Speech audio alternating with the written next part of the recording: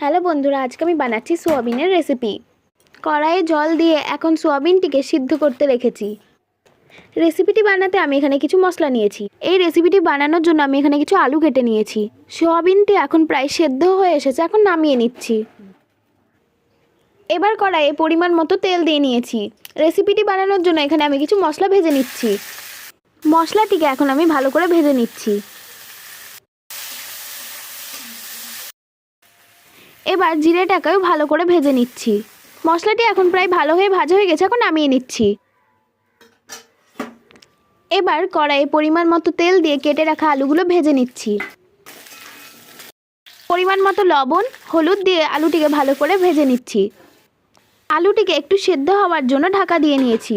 ঢাকা তুলে দেখি আলুটি এখন প্রায় লাল লাল হয়ে ভাজা হয়ে এসেছে, এখন আলুটিকে তুলে নিচ্ছি। এখন ওই একই তেলে সোয়াবিনগুলোকে ভেজে নিচ্ছি। পরিমাণ মতো লবণ, পরিমাণ মতো হলুদ দিয়ে সোয়াবিনটিকে ভালো করে ভেজে নিচ্ছি। রেসিপিটি বানানোর জন্য এখানে যে যে মশলাগুলো আমি ভেজে নিয়েছিলাম সেগুলোকে এখন মিক্সিতে ভালো করে পিষে নিচ্ছি। সোয়াবিনগুলো এখন ভাজা হয়ে এসেছে, এখন আমরা সোয়াবিনটিকে নামিয়ে নিচ্ছি। সোয়াবিনটা এখন নামানো হয়ে গেছে, এখন আমি কড়াইয়ে পরিমাণ মতো তেল দিয়ে নিচ্ছি। ফোড়নে শুকনো লঙ্কা আর জিরে দিয়ে নিয়েছি। এবারে কেটে রাখা পেঁয়াজ কুচিগুলো দিয়ে নিয়েছি। এগুলোকে ভালো করে ভেজে নিতে হবে। এবারে বেটে রাখা মশলাটি দিয়ে ভালো করে কষিয়ে নেব। এবারে পরিমাণ মতো হলুদ লবণ দিয়ে মশলাটিকে ভালো করে কষিয়ে নিচ্ছি। এবার সামান্য একটু জল অ্যাড করলাম যাতে মশলাটা পুড়ে না যায়। স্বাদ মতন চিনি দিয়ে মশলাটিকে ভালো করে কষিয়ে নিচ্ছি। এবার ভেজে রাখা সোয়াবিন আর আলুগুলো দিয়ে একসাথে কষিয়ে নিচ্ছি। মশলাটিকে আর একবার ভালো করে নেড়েচেড়ে কষিয়ে নিচ্ছি। এবারে পরিমাণ মতো জল দিয়ে নিচ্ছি।